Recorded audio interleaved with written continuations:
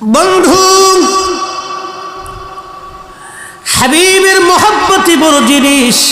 আহা, সাহাবীরা জীবনের সব কিছু উজাড় করে দিয়ে নবীকে ভালোবেসে সাহাবীরা ঘুমিয়ে গেছে। হযরত হানজালাকে জিজ্ঞেস করা হলো, হানজালার বিবি জিজ্ঞেস করলো স্বামীরে, গোসল ফরজ, গোসল বাদ দিয়ে আপনি কোথায় যেতে চান, তলোয়ার কেন চান? হানজালা জবাব দিল, বিবিরে শুনছি কে জানি মদিনার রাস্তা দিয়ে বলে যায় নবী নাকি উহুদে শহীদ হয়ে গেছে। নবী নাই, আমার বেঁচে থেকে লাভ কি? নবী নাই, জীবন গড়ে লাভ কি? নবী নাই, সংসার করে লাভ কি? বুঝতেই তো পারছেন একজন সাহাবীর কলিজার ভিতরে নবীর প্রেম কি জিনিস। বিবিরে, নবী নাই, বেঁচে থেকে লাভ কি? নবী নাই, জীবন করে লাভ কি? নবী নাই, সংসার করে লাভ কি? বিবিরে বিদায় দাও, কোনদিন আর দেখা হবে না গো। ক্ষমা করে দিও, হক আদায় করতে পারি নাই, মাফ করে দিও, দুনিয়াতে আর দেখা হবে না, মেহশরের দিনে দেখা হবে রে বিবি। নবীর মোহাব্বত নিয়ে সাহাবী উহুদের ময়দানে চলে আসলেন দৌড়াইয়া। মদিনাতুল মুনাওয়ারা থেকে উহুদের পাহাড় দেখা যায়। দৌড়ায় আসতে মাত্র 20 মিনিট সময়ের দরকার ছিল। গোসল করে আসতে পারতেন হানজালা। গোসল সেরে হযরত হানজালা চলে আসলেন উহুদের ময়দানে। লড়াই করে করে শহীদ হয়ে ঘুমিয়ে গেলেন ময়দানে। সারা মদিনায় সংবাদ হয়েছে হানজালা শহীদ হয়ে গেছে। হানজালার বিবি দৌড়ায় আসছে, উহুদের ময়দানে এসে দেখে নবীজি বসে বসে কাঁদতেছিলেন।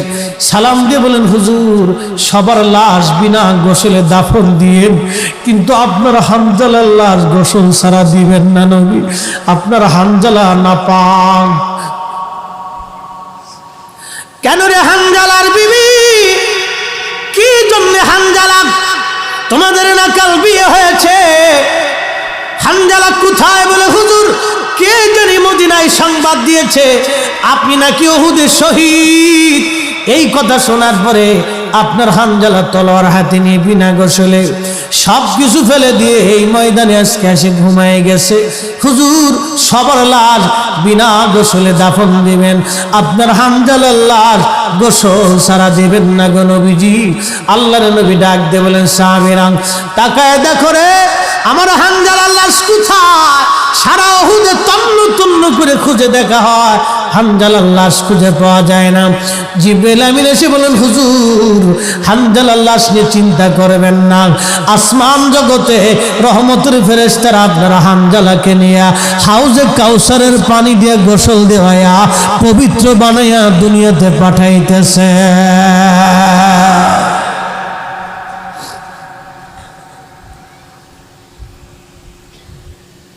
গোসল করা মাত্র 10 মিনিট লাগতো। গোসল করেন নাই, আইব, আল্লাহ ধরে নাই, আইব নাই। নবীর প্রেমের কোনো আইব নাই, নবীর প্রেমের কোনো আইব নাই, নবীর ভালোবাসার কোনো আইব নাই, দোষ নাই। ভাই তো বেদাতের মাসালা দিছে, নবীর দাঁড়ায় সালাম দিবেন, দলিল দেন। আচ্ছা, কোরআন শরীফ মাঝে মধ্যে আমরা চুমা লাগাই, মাথায় দিই, বুকে ধরে রাখি। প্রশ্ন করি, মুফতি, কোরআন চুমা দেওয়ার দলিল দাও। কিয়ামত পর্যন্ত হয়ে যাবে, কোরআন চুমা দেওয়ার দলিল খুঁজে পাওয়া যাবে না। কোরআন নিজেই ইজ্জতওয়ালা, কোরআন নিজেই সম্মানিত, কোরআনকে সম্মান দেওয়ার জন্য দলিল লাগবে না। আমার নবী হাবিবুল্লাহ, আমার নবী সাহেবে মাকামে মাহমুদ, সাহেবে হাউজে কাউসার, সাহেবে জান্নাত, সাহেবে কোরআন, সাহেবে সাইয়্যিদুল কাউনাইন ওয়াস সাকালাইন, আমার নবী ইমামুল মুরসালিন। এত বড় ইজ্জতওয়ালা নবীর জন্য নতুন করে ইজ্জত দেওয়ার জন্য দলিল লাগে না, আমার নবী নিজেই ইজ্জত দেওয়ার জন্য দলিল। কথা বলেন ঠিক কিনা? কিসের দলিল? নবীকে তাজিম করার জন্য দলিল কি লাগবে ভাই? অন্তর যাদের মরে গেছে এরা দলিল চায়, খুব মনোযোগ দেন। ওয়াজ শেষ, আমাদের হানজালার মতো ভালোবাসতে হবে আমাদেরকে। বিনা দলিলে হযরত হানজালা উহুদে চলে গেছে, জিজ্ঞেস করে নাই কোন আয়াতে আছে, কোন বিধানে আছে। আমি গোসল ছাড়া নাপাক হালতে উহুদে যাব, কোন দলিলে আছে? দলিল তালাশ করে নাই। একটাই দলিল, নবী নাই, আমার থেকে লাভ কি? নবী নাই, জীবন করে লাভ কি? আমরা সুন্নিরা একটাই চিন্তা করি, আমার নবীকে তাজিম ও মহাব্বতের জন্য কোনো দলিল লাগবে না। বিনা দলিলে আমরা সুন্নিরা নবী ভালোবাসি। আওয়াজ তুলে বলেন ঠিক না বেঠে? হাত উঁচু করে বলেন ঠিক কিনা? এই মিলাদুন নবী মাহফিল চলবে কি চলবে না? আগামীতে চলবে? হাত উঁচু করে বলেন চলবে।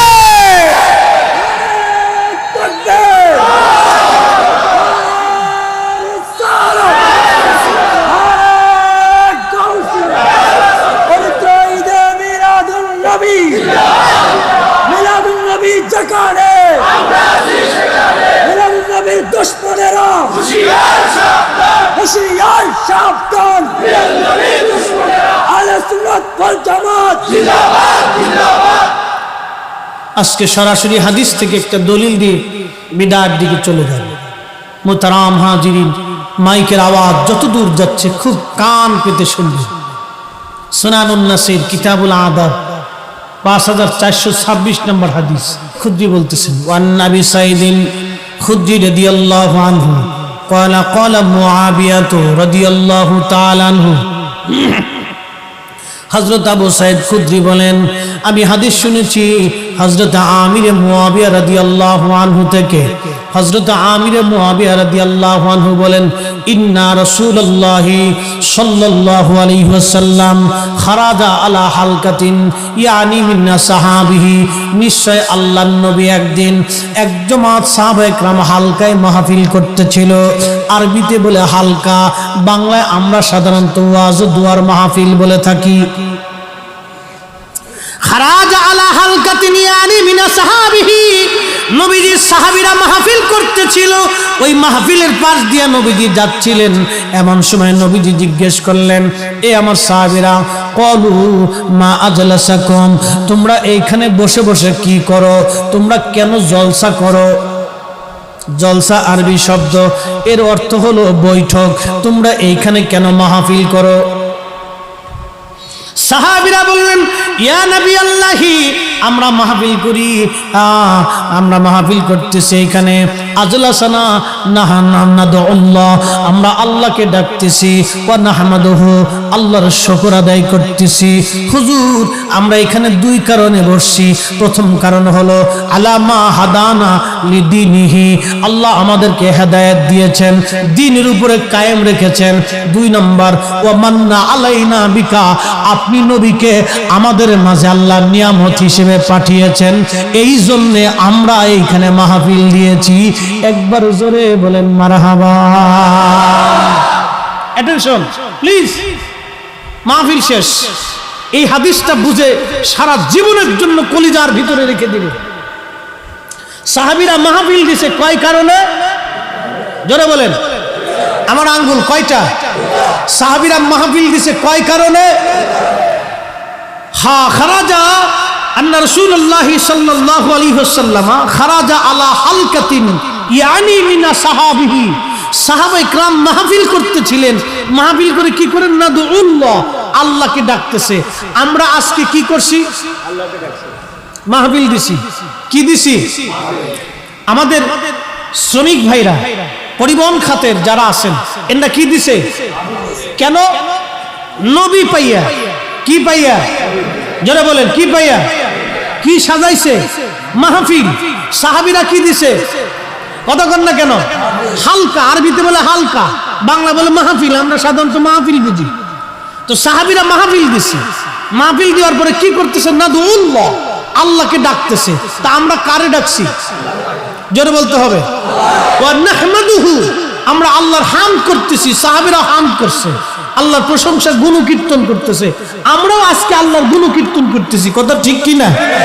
তাহলে সাহাবীদের মাহফিলের সাথে আমাদের মাহফিলের মিল আছে না নাই? আচ্ছা, এরপরে সাহাবীরা দুই কারণে মাহফিল দিছে। প্রথম, আলামা হাদানা লিদ্দীনিহি, প্রথম কারণ হলো আল্লাহ রাব্বুল আলামিন সাহাবায়ে কেরামকে দ্বীনের উপরে কায়েম এবং দায়েম করেছিলেন। আল্লাহ আমাদেরকে দ্বীন দিয়েছেন, হেদায়েত দিয়েছেন, এজন্য সাহাবীরা মাহফিল দিয়েছেন। 2 নম্বর কারণ হলো ওয়া মান্না আলাইনা বিকা, আল্লাহ তার রসুলকে আমাদের মাঝে নিয়ামত হিসেবে পাঠাইছেন। সাহাবীরা বলতেছে হুজুর 2 নম্বর কারণ হলো ওয়া মান্না আলাইনা বিকা, আপনি নবীকে আমাদের মাঝে আল্লাহ নিয়ামত হিসেবে পাঠিয়েছেন। ওই নিয়ামতের জন্য ওই নবী নামক নিয়ামত পাইয়া আমরা সাহাবীরা মাহফিল দিছি, আল্লাহরে ডাকতেছি, আল্লাহর হাম গুণকীর্তন আমরা করতেছি। তা আমরা সুন্নিরা পবিত্র ঈদে মিলাদুন নবী মানে নবীর আগমন, নবীজির তশরিফ, হুজুরে কারীম ওই দিন তশরিফ নিয়েছিলেন, আগমন করেছিলেন সশরীরে মানুষ রূপে, এজন্য এটাকে মিলাদুন নবী বলা হয়। ঈদে মিলাদুন নবী মানে নবীজির আগমনে খুশি হইয়া আমার পরিবহন শ্রমিক ভাইরা সম্মিলিতভাবে উলামায়ে কেরামদেরকে নিয়া, নেতৃস্থানীয় ব্যক্তিবর্গদেরকে নিয়া ওই সাহাবীরা ওই দিন যেরকম মান্না আলাইনা বিকা নবী পাওয়ার কারণে মাহফিল দিয়েছিল, আমার এই পরিবহনের ভাইরাও নবী পাওয়ার কারণে আজকে মাহফিল সাজাইছে। কথা বলেন ঠিক না বেঠে? তো সাহাবীদের নিয়তের সাথে আমরার নিয়তের মিল আছে না নাই? সাহাবীদের মাহফিলের সাথে আমরার মাহফিলের মিল আছে না নাই? যদি মিল হয় তাহলে বেদাত না ইবাদত? বেদাত না ইবাদত? বেদাত না ইবাদত?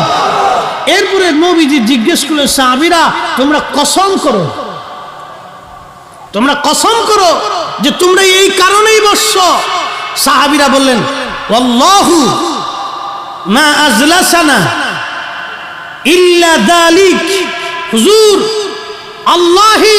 আল্লাহর কসম করে বলতেছি আমরা সাহাবীরা শুধু এই কারণেই বলছি। তার মানে সাহাবীরা 2 কারণে মাহফিল দিত, একটা কারণ নবী পাইয়া আর একটা কারণ হেদায়েত পাইয়া। আমরা সুন্নিরা মাহফিল নবী পাইয়াও দেই, হেদায়েত পেয়েও দেই। আমরা ওয়াজ দুয়ার মাহফিলও দেই, মিলাদুন নবী মাহফিলও দেই, নবী পাইয়াও দেই, সারা বছর ওয়াজ দুয়ার মাহফিলও দেই। কি কথা কন না কেন, দেন না? তাহলে আমরা সাহাবীদের সাথে মিল আছে না নাই? বেদাত না ইবাদত? বেদাত না ইবাদত? এরপরে আল্লাহ নবী বলতেছেন তোমরা কসম করো। সাহাবীরা কসম করলো। প্রিয় নবী আমার দিকে বললেন সাহাবীরা রে কসম করাইছি এই জন্য যে তোমাদেরকে তহমত দেওয়ার জন্য না, তোমরা মিথ্যা বলতেছো সেই জন্য না রে সাহাবীরা, কসম করাইলাম এই জন্য। সাহাবীরা রে আতানি জিবরিল আলাইহিস সালাতু ওয়াসসালাম ফাখবারানি, জিবরিল আলাইহিস সালাম আমার কাছে আসলেন, আমার একটা খবর জানাইলেন, সুসংবাদ জানাইলেন। সুসংবাদ হলো ইউবাহিকুমুল মালায়েকা, আল্লাহ রাব্বুল আলামিন তোমাদেরকে নিয়ে আসমান জগতে, তোমাদেরকে নিয়ে আসমান জগতে ফেরেশতাদের সামনে এই মাহফিল নিয়া আল্লাহ গর্ব করতেছে, ফখর করতেছে, অহংকার করতেছে। একবার জোরে বলেন সুবহানাল্লাহ। খুশি হয়েছে কে? হ্যাঁ, কি করে আল্লাহ ফেরেশতাদের মজলিসে এই মাহফিল নিয়ে আল্লাহ অহংকার করতেছে। ফেরেশতারা আমারে বান্দা সৃষ্টি করতে নিষেধ করছিনি, দেখ আমারে বান্দারা আমার নবী পাইয়া হেদায়েত পাইয়া 2 কারণে তারা মাহফিল সাজাই দিয়া তারা আমি আল্লাহরে ডাকতেছে, আমার হাম করতেছে, আমার প্রশংসা করতেছে, ওয়াজ নসিহত করতেছে, জিকির করতেছে, আমার নবীর দুরূদ পড়তেছে। এই ফেরেশতারা তোরা আমার এই বান্দা সৃষ্টি করতে নিষেধ করেছিলি, দেখ ওরা মাহফিল সাজাইছে, ওরা মাহফিল সাজাইছে। আল্লাহর নবী কয় ও ফেরেশতারা সাহাবীরা, আল্লাহ জিবরাইল এসে আমার খবর দিছে ফেরেশতাদের মজলিসে আল্লাহ ফখর করতেছে। যেই কাজে আল্লাহ খুশি হয়, যেই কাজে নবী খুশি হয়, যেই মাহফিলে আল্লাহ খুশি হয়, যেই মাহফিলে নবী খুশি হয়, সেই মাহফিলকে যারা বেদাত বলবে অবশ্যই তারা জাহেল। কথা বলেন ঠিক না ঠিক? তাহলে আমরা কি হকের উপরে আছি? হ্যাঁ জোরে কোন, জোরে জোরে, হ্যাঁ জোরে বলেন হকের উপরে আসি? আসি। তাহলে মাহফিল কি চলবে? আগামী বছর চলবে? হাত উঁচা করে বলেন চলবে। নারে তাকবীর, নারে রিসালাহ।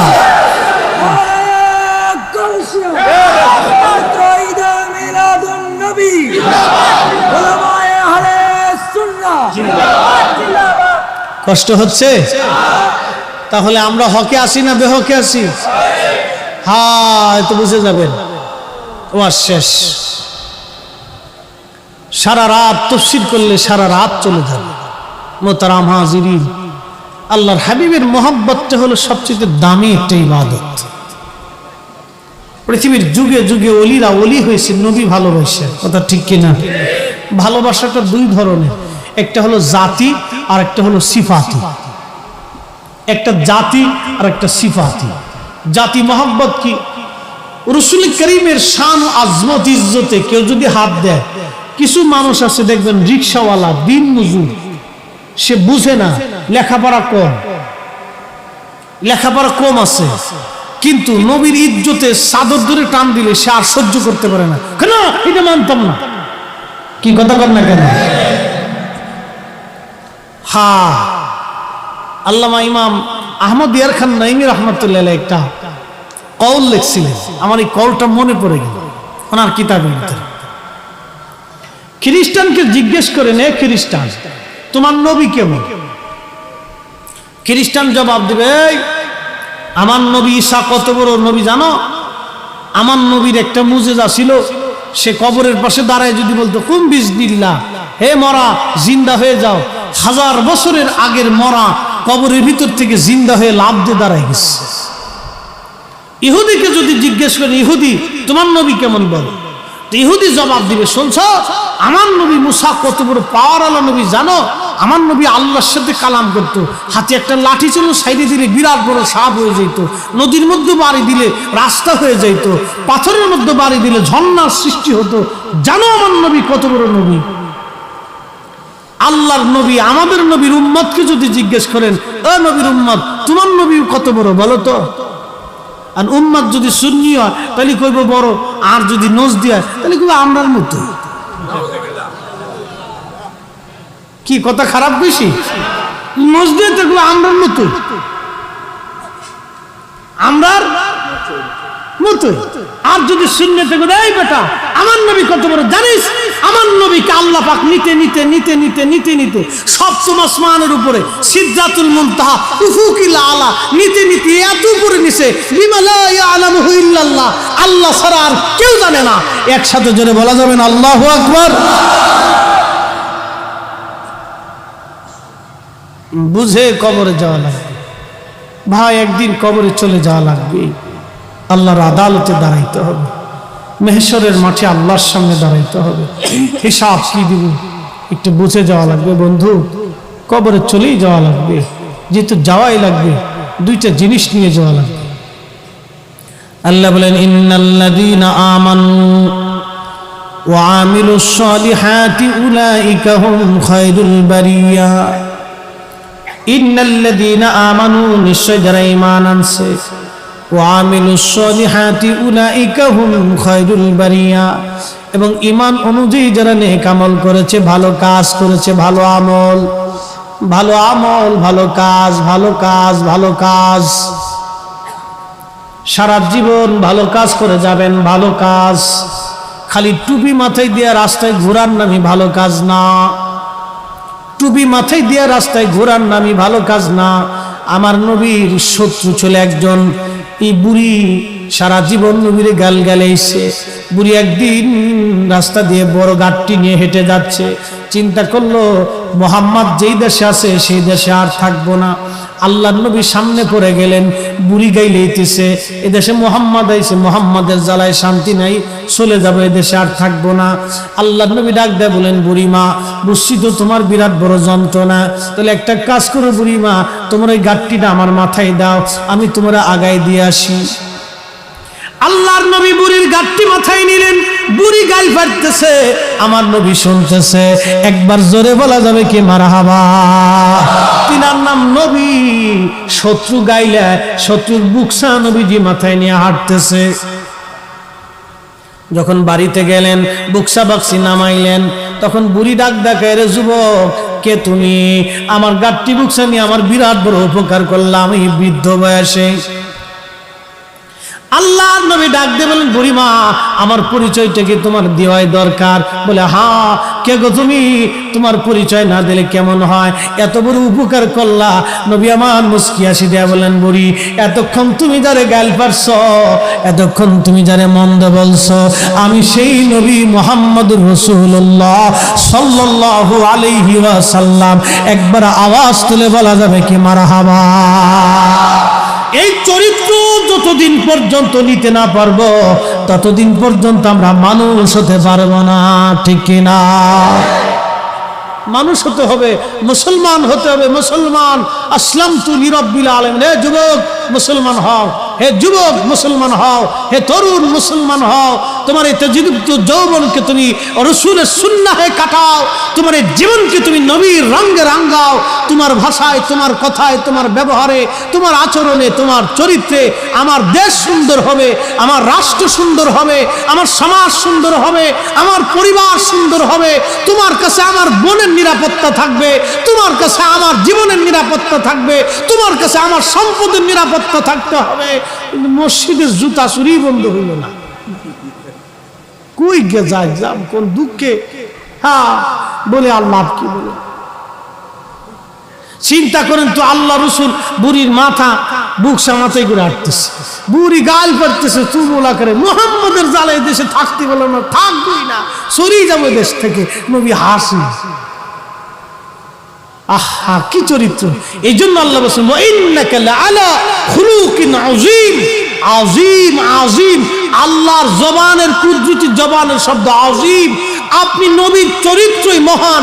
না ছিল এই চরিত্রওয়ালা, না হয়েছে এই চরিত্রওয়ালা, না হবে এই চরিত্রওয়ালা।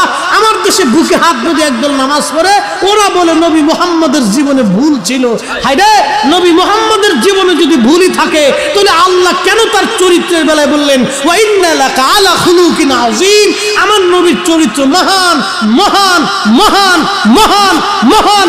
নবীর জীবনে কোনো ভুল নাই, কোনো চরিত্রের কোনো কালিমা নাই, কোনো কলঙ্ক নাই। যারা নবীর জীবনের ভুল ধরে ওরাই হলো অরিজিনাল বেদাতি। কথা বলেন ঠিক না বেঠে? বুঝে নামাজ পড়ো, বুঝে দল করো, বুঝে মত করো। মরতে হবে, আল্লাহর আদালতে দাঁড়াইতে হবে, মেহেশরে আল্লাহর সামনে দাঁড়াইতে হবে। তুমি কি ভেবেছো শুধু আল্লাহর সামনে দাঁড়াবে, নবীর সামনে দাঁড়াবে না? আল্লাহ রসুলের আদালতে দাঁড়াইতে হবে। এত সহজ? আহা, রসুল করিমের সাহাবী হযরতে সালমান ফারসি রাদিয়াল্লাহু আনহু বৃদ্ধ হয়ে গেছে, 250 বছর হায়াত। সুবহানাল্লাহ বলা যাবে ভাই? কত বছর? 250 বছর হায়াত। 250 বছর হায়াত। মৃত্যুর সময় একটা লাঠি, একটা পানির পেয়ালা, একটা খাবারের পাত্র, একটা আবা, একটা পাগড়ি, একটা জুব্বা, বসে বসে কাঁদতেছে, কাঁদতেছে। সাহাবা একরাম বললেন, হুজুর আপনি নবীজির বৃদ্ধ সাহাবী, অনেক লম্বা হায়াত পেয়েছেন, নবীজিও আপনাকে খুব ভালোবাসতেন, আপনি কাঁদতেছেন কেন? হযরত সালমান ফারসি বললেন, দেখো গো, আমার কত সম্পদ জমা হয়ে গেছে, এই সম্পদ নিয়ে আমার মাসুক, আমি আমার নবীর সামনে মেহেশরের মাঠে কেমনে দাঁড়াবো? হাই হাই, কলিজার ভিতরে কি চমৎকার ভয়, চিন্তা করতে পারছেন? আমি আমার মাসুকের জবান থেকে শুনেছি, দুনিয়ার থেকে যারা সম্পদ রেখে কবরে আসবে তারা ওই সম্পদের হিসাব আল্লাহর আদালতে দিতে হবে। বলো, আমি আমার রসুলের কাছ থেকে শুনছি, মেহেশরের আদালতে আমি আমার নবীর সামনে কেমনে মুখ দেখাইব? বলো, কত সম্পদ আমার জমা হয়ে গেছে। বলে, হুজুর আপনার কি আছে? বলে, একটা পাগড়ি আছে, জুব্বা আছে, একটা আবা আছে, একটা লাঠি আছে, একটা গিলাস আছে, আর একটা আমার বাসন আছে, কাঠের বাসন।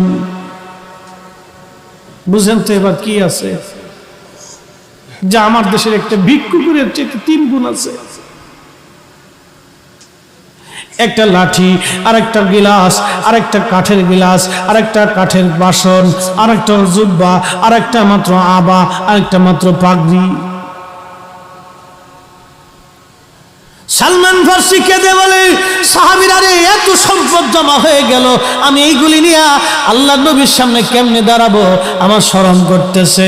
তোমাদেরকে অনুরোধ করে যাই, আমার ইন্তেকালের পরে এই সম্পদগুলি তোমরা আল্লাহর রাস্তায় দান করে দেবা। কি ভয় ছিল, কিভাবে রসুলকে ভালোবাসছে, কি সম্পদ, একটা লাঠি, কাঠের একটা লাঠি, একটা কাঠের গিলাস বাসন, আর একটা কাঠের বাসন, একটা কাঠের পেয়ালা, আর একটা জুব্বা, আর একটা আবা। এই সম্পদের জন্য উনি থরথর করে কাঁপতেছে, আমি কেমনি আল্লাহ রসুলের সামনে দাঁড়াবো। এই চিন্তা যদি আমাদের মগজে আসে, আল্লাহর কসম আমি অনেক সময় ভাবি তখন মুসলমানই হয়েছি না। এই চিন্তা যখন মগজে আসে তখন চিন্তা করি, হায় আফসোস, মুসলমানই হতে পারি নাই। কি মুসলমান ছিল তারা, কি মুসলমান ছিল। 250 বছর একজন সাহাবীর হায়াত, জীবনের কতটা বছর রসুলের দপ্তরে কাটিয়েছে, কতবার মসজিদে নববীতে সেজদার মধ্যে পড়ে কেঁদেছে, সেও পর্যন্ত এইভাবে থরথর করে কাঁপতেছে। তা আমাদের উপায়টা কি হবে? আমরা এখন অন্যের সম্পদ নিয়ে কারাকারি করার চিন্তা করি। আমরা এখনো শ্বশুর বাড়ির দিক তাকাই থাকি, শ্বশুর বাড়িতে কি দিবি, বউ পিটাই, বাপের বাড়িতে আনিস না কেন, ছাগলের 3 নম্বর বাচ্চা। এটা একটা ভিখারি। শ্বশুর বাড়ি থেকে কেউ কিছু আনার জন্য যে বউ পিটায়, এটা হলো একটা ভিখারি। কথা বলেন না কেন? একটা ভিখারি, লজ্জা করা উচিত। মানুষ হয়েছে কেন? শিয়াল কুত্তা হইলে বলে ভিখারি বাচ্চা, বউ পিটায় শ্বশুর বাড়ি থেকে মাল আনার জন্য। ও নবীর উম্মত, সতর্ক হওয়াটা আমাদের জন্য জরুরি। এই মাহফিল থেকে আমাদের শিখে যাওয়া লাগবে। যুবক বন্ধু, সারা জীবন মনে রাখতে হবে, নবীর চরিত্রে চরিত্রবান হওয়া লাগবে, নবীর চরিত্রে চরিত্রবান হওয়া লাগবে। আমাদের আল্লাহর হাবিবের রঙে রঙিন হওয়া লাগবে, রঙে রঙিন হওয়া লাগবে, রঙে রঙিন হওয়া লাগবে, তবেই আমরা মানুষ হতে পারবো। কথা বলেন ঠিক কিনা? একজন সাহাবীর ছোট্ট জীবন থেকে একটা ঘটনা আপনাদেরকে শোনাই। কত বড় জাহিদ ছিলেন, কত বড় আবিদ ছিলেন, যে জীবনের শেষ সম্বলটুকু একবারে আল্লাহ রাস্তায় দিয়ে দিছে, যাও এগুলি নিয়ে আমি আল্লাহর আদালতে দাঁড়াবো, দিয়ে দিচ্ছেন। এই জন্য আমাদেরকে মানুষ হওয়া লাগবে। প্রিয় মুহতারাম, পৃথিবী থেকে আমাদেরকে কবরে চলে যাওয়া লাগবে আজ অথবা কাল। জিন্দেগি তোর যায় রে ফাঁকি দিয়া রে সোনার আদম, জিন্দেগি তোর যায় ফাঁকি দিয়া। ও আদম রে,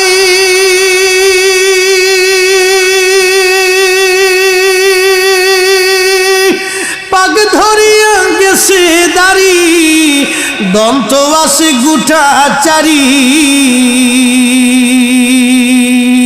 সমন জারি গিয়াছে করিয়ার সোনার আদম, জিন্দেগি তোর যায় ফাঁকি দিয়া।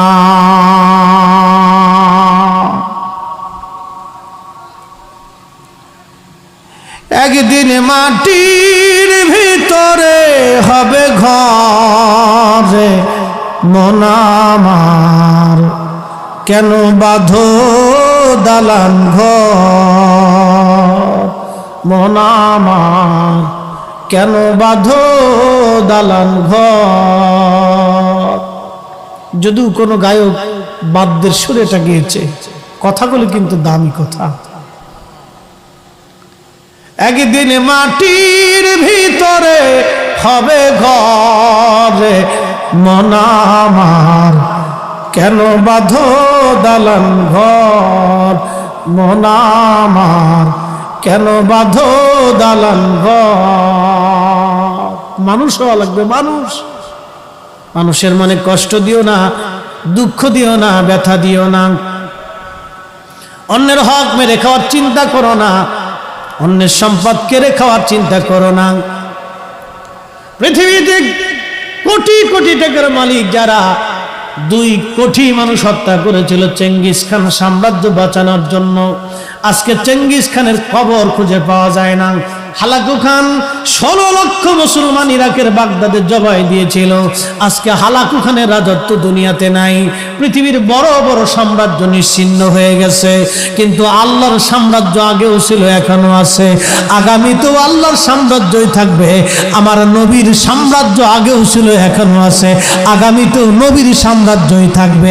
নবী সাইয়্যিদুল কাউনাইন, 2 জাহানের সাম্রাজ্যই টিকে থাকবে। কথা বলেন ঠিক না বেঠিক? নবীর সাম্রাজ্যই থাকবে, সব ধূলিসাৎ হয়ে যাবে যদি তাই হয়। এই জন্য ওলি আল্লাহরা পৃথিবীর সাম্রাজ্যের দিকে তাকায় নেই, তারা আল্লাহর নবীর কদমের গোলামের মুহতাজ হয়ে গেছে, গোলামের মুহতাজ হয়ে গেছে।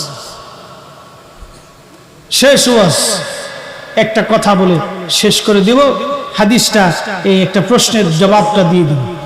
পৃথিবীতে একজন বাদশা ছিলেন, তার নাম কুতুবউদ্দিন সুলতান, এ উপমহাদেশের অন্যতম শ্রেষ্ঠ বাদশাদের একজন। হিন্দু মহিলা এসে কুতুবউদ্দিনের কাছে বলতেছে, কুতুবউদ্দিন, আপনার কাছে আমার একটা বিচার নিয়ে আসছে। বলেন কি বিচার? বলতেছে, আমার ছেলেটা আপনার সেনাবাহিনীতে চাকরি করে, রাষ্ট্রীয় কাজে সে বহু দূরে আছে, আমার ঘরে একটা সুন্দরী বৌমা আছে, কে বা কারা প্রত্যেক দিন রাত্রিবেলা আমার বৌমাকে উত্ত্যক্ত করে। যদি আমার বৌমার ইজ্জত লুণ্ঠিত হয়, তাহলে আমাদের রীতি বিধান অনুযায়ী সে আমার সংসার থেকে অনেক দূরে চলে যাবে, আর একটা মানুষের জীবন অকাতরে নষ্ট হয়ে যাবে। কুতুবউদ্দিন, আমি একজন অসহায় নারী, একটা মা হয়ে তোমার কাছে আসছি, বাদশার দরবারে আমার কোনো শক্তি নেই। তবে হ্যাঁ, তুমি যদি আমার এই ফাসলা না করো, তবে কুতুবউদ্দিন শোনো, হে, আমি একজন মা হিসেবে বলছি, মেহেশ্বরের কঠিন আদালতে তোমার আল্লাহর কাছে আমি তোমার বিরুদ্ধে নালিশ দিব, আমার এছাড়া আর কোনো শক্তি নেই। মহিলা এই কথা বলে চলে গেল। কুতুবউদ্দিন রাহমাতুল্লাহ আলাইহি তিনি তিনার অস্ত্র শস্ত্রে সজ্জিত হয়ে রাত্রিবেলা চলে গেলেন। বেশ কিছুদিন মহিলার বাড়ি নিজে একা একা পাহারা দিতে লাগলেন। মারহাবা বলা যাবে ভাই? আরো জোরে বলে, আরো জোরে। একটা হিন্দুর নিরাপত্তাই যদি আমি মুসলমান হিসেবে না দিতে পারলাম, তো মুসলমান হয়েছেন কে? হিন্দু দেখলে খালি নাক ছিটকে বলেন মালায়ন, এটা কে শিখিয়েছে আপনার? আমার দেশের নজদিবাদ, উগ্রবাদিতা শিক্ষা দিয়ে দিয়ে আজকে অন্য ধর্মের মানুষের প্রতি আমাদেরকে একটা শত্রু মুখামুখি বানাই দিচ্ছে। এগুলি কে শিখিয়েছে? এদেশে শাহজালাল আলী আমিনী মুজাররিদি এসেছিলেন, রাষ্ট্রীয় ক্ষমতা তার হাতে ছিল, ইচ্ছা করলে সমস্ত প্রতিমার মন্দির ভেঙে দিতে পারতেন, প্রতিমা পূজা বন্ধ করে দিতে পারতেন। উনি তা করেন নাই। প্রতিমার পূজা সে, তার পূজা অর্চনা সে করবে। 360 জন ওলিকে বিভিন্ন জায়গায় পাঠিয়ে দিয়ে মানুষকে আল্লাহর দ্বীনের দিকে দাওয়াত দিয়েছেন। কথা বলেন ঠিক না বেটে? আমাদেরকে দিন দিন খালি উগ্র বানাচ্ছে। হযরতে কুতুবউদ্দিন রাহমাতুল্লাহ আলাইহি রাত্রিবেলা বসে আছে, দুষ্কৃতিকারী হঠাৎ আসছে। মহিলা চিৎকার দিয়ে উঠলেন, কে আছো? আমার বৌমার ইজ্জত বাঁচাও। দুষ্কৃতিকারী আবার আসছে। আগের যুগে রাজা বাদশারা তো খুব রণকৌশলী ছিল। তো কুতুবউদ্দিন রাহমাতুল্লাহ আলাইহি ওটাকে ধরে ফেললেন, ধরে ফেলে গলার মধ্যে তলোয়ার চাপ দিয়ে ধরছে। ওই বুড়ির বাড়িতে বাতি জ্বলতেছিল। কুতুবউদ্দিন বললেন, বুড়িমা, আমি কুতুবউদ্দিন এসে গেছি, নিশ্চিন্তে থাকেন, আপনার বাতিটা বন্ধ করেন তাড়াতাড়ি। বাতি বন্ধ করার পরে বলেন, বাতিটা আবার একটু জ্বালান। জ্বালানোর পরে কুতুবউদ্দিন কাকি রাহমাতুল্লাহ আলাইহি গর্দান কেটে ফেলে দিয়েছে। চেহারা দেখে বলতেছে, আলহামদুলিল্লাহ রাব্বিল আলামিন। বুড়িমা, তাড়াতাড়ি আমাকে এক পেয়ালা পানি দেন, বড় তৃষ্ণা লাগছে আমার। পানি পান করলেন।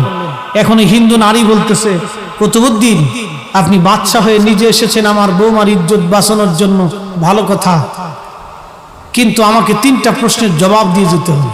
বলে, কি বলেন? প্রথম প্রশ্ন, আপনি আমাকে বাতি নিভাইতে বললেন কেন? দ্বিতীয় প্রশ্ন, বাতি জ্বালাইতে বললেন, জ্বালানোর পরে আলহামদুলিল্লাহ বললেন কেন? 3 নম্বর প্রশ্ন, আমি হিন্দুর বাড়িতে আপনি পানি পান করলেন কেন? আমাদের দেশে অনেক হিন্দুরা আবার মুসলমান দেখলে হিংসা করে, আছে অনেক। কি সব এই সমস্ত ধর্ম বানাইছে বুঝলাম না কিছু, অথচ মিষ্টি কিন্তু ওনাদের দোকানেরটাই আমরা কিনে খাচ্ছি। কি কথা কর না কেন? ব্যবসা তো একসাথেই করতেছি, ব্যবসা তো একসাথেই করি, ক্রিকেট খেলা আর ফুটবল খেলা একসাথেই তো খেলি মনোযোগ দিয়ে। তো কুতুবউদ্দিন বলতেছে আমি 3টা প্রশ্নের জবাব দিই। প্রথমত, দুষ্কৃতিকারীকে যখন আমি ধরলাম তখন আমি তার গলার মধ্যে তলোয়ার চেপে ধরছি। আমি জানি ওর দেহ থেকে মাথা কেটে না ফেললেও আবার আপনার বৌমার ইজ্জত লুণ্ঠনের জন্য আসবো, আসক্ত হয়ে পড়ছে। আল্লাহ ডাক দিয়ে বললেন, হাবিব, এমন কোন সৃষ্টি নাই যে সৃষ্টির রব আমি না। ও হুজুর, আপনার উম্মত আপনার ইজ্জতের চাদর ধরে টানবে, আপনার কিছু উম্মত হবে আপনার শান ও আজমতকে খাটো করবে। আমি আল্লাহ আপনাকে একটা মর্যাদা দিলাম, ওয়ামা আরসালনাকা ইল্লা রাহমাতাল লিল আলামিন। আল্লাহ ডাক দেখা, হাবিব, আমি আল্লাহ আসমানের রব, আপনি নবী আসমানের রহমত। আমি আল্লাহ জমিনের রব, আপনি নবী জমিনের রহমত। আমি আল্লাহ রহিমের রব, আপনি নবী রহিমের রহমত। আমি আল্লাহ বরজখের রব, আপনি নবী বরজখের রহমত। আমি আল্লাহ মেহশরের রব, আপনি নবী মেহশরের রহমত। আমি আল্লাহ জান্নাতের রব, আপনি নবী জান্নাতের রহমত। আমি আল্লাহ আরোহর রব, আপনি নবী আরোহর রহমত। আমি আল্লাহ আসমান জগতের রব, আপনি নবী আসমান জগতের রহমত। আমি আল্লাহ নক্ষত্রের রব, আপনি নবী নক্ষত্রের রহমত। আমি আল্লাহ দাওয়াবুর রব, আপনি নবী দাওয়াবুর রহমত। আমি আল্লাহ সাজারুনের রব, আপনি নবী সাজারুনের রহমত। আমি আল্লাহ পাহাড়ের রব, আপনি নবী পাহাড়ের রহমত। আমি আল্লাহ সৃষ্টির রব, আপনি নবী সৃষ্টির রহমত। আমি আল্লাহ কুল মাখলুকের রব, আপনি নবী কুল মাখলুকের রহমত। আমি আল্লাহ কুল কায়নাতের রব, আপনি নবী কুল কায়নাতের রহমত। রহমত ছাড়া আল্লাহ সৃষ্টি চলে না, নবী ছাড়া সৃষ্টি চলবে না। নবী নাই, সৃষ্টি নাই, নবী যেখানে আমরা আছি সেখানে। এই জন্য নবীর ইজ্জতকে যারা ছোট করে দেখে ওরাই হলো অরিজিনাল বেদাতি। কথা বলেন ঠিক কিনা? এ বাবা মুসলমান, খুবই মনোযোগ। পরিবহনের ভাইরা, এই মাহফিলটা তারা সাজিয়েছেন, উদ্দেশ্য হলো নবীজির আগমনে খুশির উপলক্ষে মাহফিল। নবী পাইয়া মাহফিল, কি পাইয়া? নবী পাইয়া মাহফিল। দেখি হাদিসে নববীতে এরকম মাহফিল সাহাবীরা কোনোদিন দিছে কিনা আমাদের জানা দরকার। ওরা শুধু এত বছর বলছে, সাহাবীরা করে না, আমরা করব কেন? আজকে প্রমাণ হয়ে যাবে সাহাবীরা করছে কিনা। সুনানুন নাসাই কিতাবুল আদাব 5426 নম্বর হাদিস। পৃথিবীর সব আলেমরা বলছেন হাজা হাদিসুন সহিহুল ইসনাদ, এই হাদিসের সনদ সহিহ। হযরতে ওয়ান আবি সাঈদ খুদরি রাদিয়াল্লাহু আনহু قال قال معاوية رضي الله عنه إن رسول الله صلى الله عليه وسلم خرج على حلقة من يعني صحابه। একবার জোরে বলা যাবে কি মারহাবা? আল্লাহ ডেকে বলে, মুসা রে কিছু কি বুঝো? মুসা ডাক দে বলে, আল্লাহ কিছুই বুঝলাম না। আল্লাহ বলেন, মুসা রে, তোমার মাতৃভাষা দিয়ে কথা বলি নাই, এই জন্যই তুমি বুঝো নাই রে মুসা। হিব্রু ভাষা দিয়ে আল্লাহ কথা বলা শুরু করলেন। বলতে বলতে বলতে বলতে বলা শেষ। আল্লাহ বলেন, মুসা রে এবার কি বুঝো? বলে, হ্যাঁ আল্লাহ বুঝলাম। কি বুঝলাম মুসা বলো? বলে, আল্লাহ তুমি এতক্ষণ যা বলছো শুধু আখিরি নবী আর আখিরি নবীর উম্মতের প্রশংসাই আমার কাছে করলা। আল্লাহু আকবার। ও মুসলমান, খুবই মনোযোগ দিয়ে শুনিয়া যান। আল্লাহ কোরআনে বললেন, কামা আরসালনা ফীকুম রাসূলাম মিনকুম, ইয়াতুলু আলাইহিম আয়াতিহি ওয়া ইউযাক্কিহিম ওয়া ইউআল্লিমুহুমুল কিতাবা ওয়াল হিকমা ওয়া ইউআল্লিমুহুমুল কিতাবা ওয়াল হিকমা। একবার জোরে বলা যাবে কি মারহাবা। আমি তোমাদের মাঝে একজন নবী পাঠিয়েছি, একজন নবী তোমাদের মধ্যে পাঠিয়েছি, তিনি কোরআন শরীফের আয়াতগুলি তোমাদের সামনে তেলাওয়াত করে শোনাবে। এরপরে আল্লাহ পাক বলতেছিলেন, হে আমার বান্দারা তোমরা শোনো, আমার আল্লাহর নবী ওয়া ইউযাক্কিহিম তোমাদেরকে পবিত্র বানাবেন, পাক বানাবেন, ওয়া ইউআল্লিমুহুমুল কিতাব তোমাদেরকে কিতাব শিক্ষা দেবেন, ওয়াল হিকমা তোমাদেরকে হিকমত শিক্ষা দেবেন, তোমাদেরকে কিতাব শিখাবেন, হিকমত আল্লাহ শিখাবেন, তোমাদেরকে পবিত্র বানাবেন। একবার জোরে বলেন মারহাবা। ছোট্ট করে বলি, আল্লাহর হাবিবের ইন্তিকাল মোবারকের সময় ঘনিয়ে গেছে। জিবরিল আমিন এবং আজরাইল দুইজন আল্লাহর হাবিবের দরজা মোবারকের পাশে দাঁড়াইলেন। জিবরাইল বলেন, হুজুর, সালাম দিয়ে বলেন, হুজুর অনুমতি চাই, ভিতরে আসতে কি পারবো নবীজি? আল্লাহর নবী হযরত আম্মা জান আয়েশা সিদ্দিকা রাদিয়াল্লাহু আনহার পবিত্র উরু মোবারকের উপরে মাথা রেখে প্রিয় নবীজি তখন বিশ্রাম করতেছিলেন, হুজুর অসুস্থ ছিলেন। এমন সময় নবীজি বললেন, আয়েশা রে, তুমি আমার জন্য একটা মেসওয়াক দাও। ও আয়েশা, তুমি আমার জন্য একটা মেসওয়াক দাও, আমি মেসওয়াক করবো রে আয়েশা, মেসওয়াক করতে আমার মন চাচ্ছে। বলে, হুজুর আপনি তো অসুস্থ, এই অবস্থায় যদি আপনি মেসওয়াক করেন কষ্ট হবে। হুজুর কিভাবে আপনি মেসওয়াক চাবাবেন? আম্মাজানকে নবী বললেন, আয়েশা রে, তুমি একটা মেসওয়াক চিবি আমার কাছে দাও, তোমার ওই চিবানো মেসওয়াকটা দিয়ে আমি নবীজি মেসওয়াক করতে চাই। এই জন্য উম্মতের জন্য মেসওয়াক করাটা জরুরি। আপনারা মেসওয়াক করবেন, যেটাকে আমরা বিরাস করে থাকি, বিরাসের কথা বলি। ও নবীর উম্মতেরা, 1450 বছর আগে রাহমাতুল লিল আলামিন নবীজি আমাদেরকে একটা জীবন ব্যবস্থা দিয়ে গেলেন। এত চমৎকার একটা জীবন ব্যবস্থা, কার সঙ্গে কেমন ভাবে কথা বলতে হবে, কেমন আচরণ করতে হবে, রাস্তায় কেমন ভাবে চলতে হবে, বাজার কিভাবে করতে হবে, ব্যবসা কেমনে করতে হবে, কিভাবে খাবার খেতে হবে, কিভাবে একজনের সঙ্গে কথা বলতে হবে, আচরণ কেমন হবে, বড়র সাথে আচরণ, ছোটর সাথে আচরণ, আচরণটা কেমন হবে, আল্লাহর নবী 1450 বছর আগে শিক্ষা দিয়ে দিলেন। আমরা অনেক সময় পরিবহন খাতে যারা কাজ করে এদের সাথে আমরা দুর্ব্যবহার করি, অনেক সময় খারাপ আচরণ করি। অনেক নাগরিক মনে করে এরা মনে হয় দুনিয়ার নিম্ন কাজ করে। না না, এরাও কারো না কারো ভাই, এরা কারো না কারো বাবা, এরা কারো না কারো বন্ধু, এরা কারো না কারো প্রতিবেশী, এরা কারো আলেমের ভাই, কারো আলেমের সন্তান, কেউ বা আলেমের চাচা, কেউ বা কোনো ব্যক্তির ভাই, কেউ না কেউ আপনজন। সে আমারই প্রতিবেশী, সে আমার দেশের নাগরিক। ওনার সঙ্গে যদি আপনি সুন্দর আচরণ করেন, তো এই আচরণের কারণে মানুষের জীবন পরিবর্তন হয়, কথা পরিবর্তন হয়, আচরণের জন্য মানুষের ঝগড়া হয়, আচরণের জন্যই আবার বন্ধুত্ব হয়, জবানের কারণে ঝগড়া হয়, জবানের কারণে বন্ধুত্ব হয়, জবানের কারণে বাজান মানুষ চেনা যায়। এই জবান দিয়ে অনেক কিছুই করা যায়, অনেক কিছুই জবান দিয়ে আদায় করা যায়। এই জবান দিয়ে ফায়সা কথা হয়, এই জবান দিয়ে কোরআন তেলাওয়াত হয়, এই জবান দিয়ে নবীর শান হয়। খুব মনোযোগ দিবেন বন্ধুগণ। আল্লাহর হাবিব রাসূল করিম সাল্লাল্লাহু আলাইহি সাল্লাম বলেন, আয়েশা আমাকে একটা মেসওয়াক দাও। হুজুর মেসওয়াক করলেন। মেসওয়াক করার পরে জিবরিল আমিন আসলেন। জিবরিল আমিন এসে বলেন, হুজুর অনুমতি চাই। হযরত রাসূল খোদা অনুমতি দিলেন।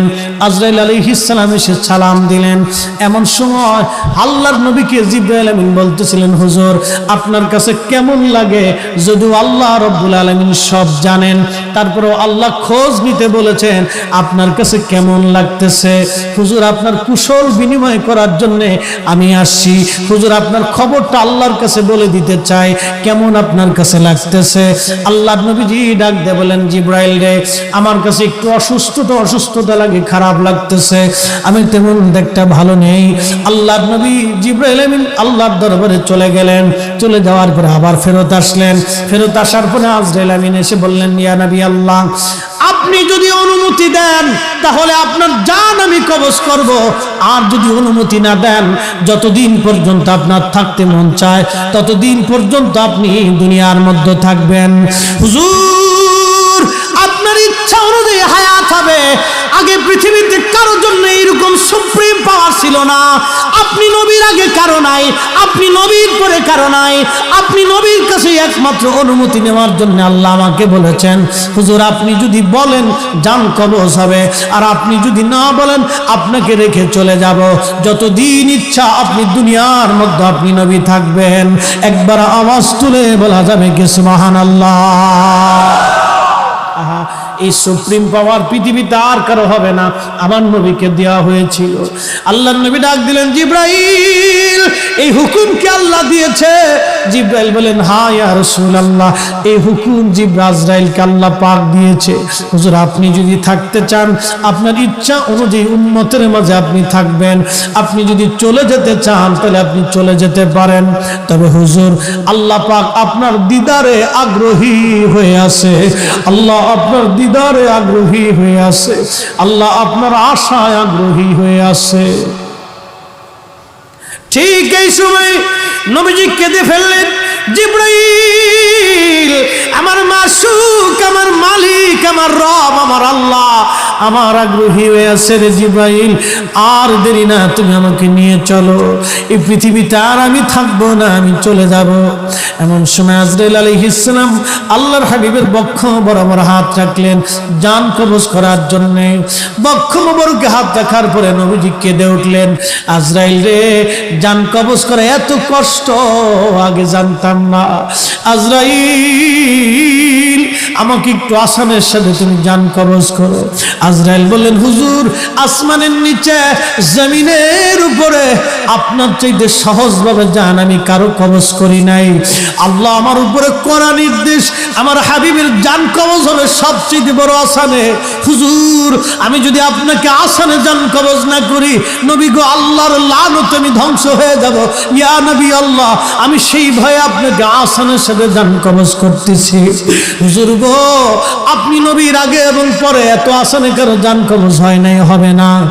আল্লাহর নবী ডেকে বলে, আজরাইল, জান কবজ এত কঠিন, এত কঠিন, আমার কাছে কষ্ট হয়। একটা অনুরোধ তোমার কাছে করে দেয় আজরাইল, আমার উম্মতের জান কবজটা তুমি সহজে কইরো। আমার উম্মত গুনাহগার, আমার উম্মত পাপী, আমার উম্মত গুনাহগার, আমার উম্মতের জান তো তুমি আসানের সাথে কইরো। আমরা যে তার আদরের উম্মত, কয়দিন কেন্দেছি। রসুল আমার আল্লাহর হাবিব, আখেরি নবী,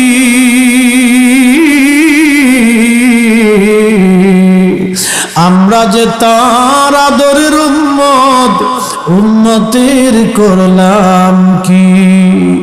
আমরা যে তার আদরের উম্মত, কয়দিন কেন্দেছি। ওই কঠিন সময়ে নবীজি উম্মত ভুলে নাই, উম্মত ভুলে নাই, আমাদেরকে ভুলে নাই, আমাদেরকে ভুলে নাই। আমরা উম্মত হয়ে নবী ভুলছি, উম্মত হয়ে নবীর আদর্শ ভুলে গেছি, উম্মত হয়ে নবীর চরিত্র ভুলে গেলাম। উম্মত হইছি, নবীর আদর্শ বুকে ধারণ করতে পারি নাই। উম্মত হইছি, নবীর আদর্শ বুকে নিতে পারি নাই। উম্মত হইছি, নবীজির চরিত্র আমাদের হৃদয়ে ধারণ করতে পারি নাই। উম্মত হইছি, নবীর সুন্নতের রঙে রঙিন হতে পারি নাই। উম্মত হইছি, নবীর ভালোবাসা বুকের মধ্যে নিতে পারি নাই। প্রিয় মুসলমান, খুবই মনোযোগ। এই সময় নবী উম্মত ভুলে যায় নাই, আমরা উম্মত নবী ভুলে গেলাম, নবী ভুলে গেলাম। এজন্য ভাইরে বলি, পৃথিবীর সব মানুষ আমাকে আপনাকে ভুলে যাবে, সন্তান বিদায় জানায় চলে আসবে, বন্ধুরা বিদায় জানায় চলে আসবে, বিবি কাঁদতে থাকবে। স্বামী থাকলে হয়তো আমার জন্য উপকার হতো, আজকে স্বামী নাই, বাচ্চাদেরকে নিয়ে কি করব? বিবি নিজের চিন্তায় কাঁদবে, কিন্তু আমার চিন্তায় কেউ কাঁদবে না। বন্ধুরা বিদায় জানায় চলে আসবে, 50-100 বছর পরে কবরের ঠিকানা পর্যন্ত হারায় যাবে। আহা, 2 মাসের মধ্যে গোশতগুলি মাটির সাথে মিশে যাবে, 1 বছরের ভিতরে হাড্ডিগুলি মাটির সাথে মিশে যাবে। কে সেই দিন আপন হবে রে? কে সেই দিন আপন হবে? নবী নবী নবী নবী নবী নবী নবী সারাও পায় নাই, নবী সারাও পায় নাই, নবী সারাও পায় নাই। আমার হুজুর হযরত পীর কেবাদান হুজুর মাঝে মধ্যে একটা শের গাইতেন, যার কারণে গত সৃজন রে দেখো, চন্দ্র সূর্য তারা শূন্য ভরে, যার কারণে গত সৃজন রে দেখো, চন্দ্র সূর্য তারা শূন্য ভরে। হাসে অচল নিশ চল ধরা ধরে, নবী পদবিনে ভাব সবই মিশে। এসব গম্বদ বলে মঞ্জুর দুয়া করনা, जब वक्त न जाए आका दीदार आता कर, दीदार आता कर। मैं कब्र अंधेरी में घबराऊंगा जब तन्हा, इमदाद मेरी करुणे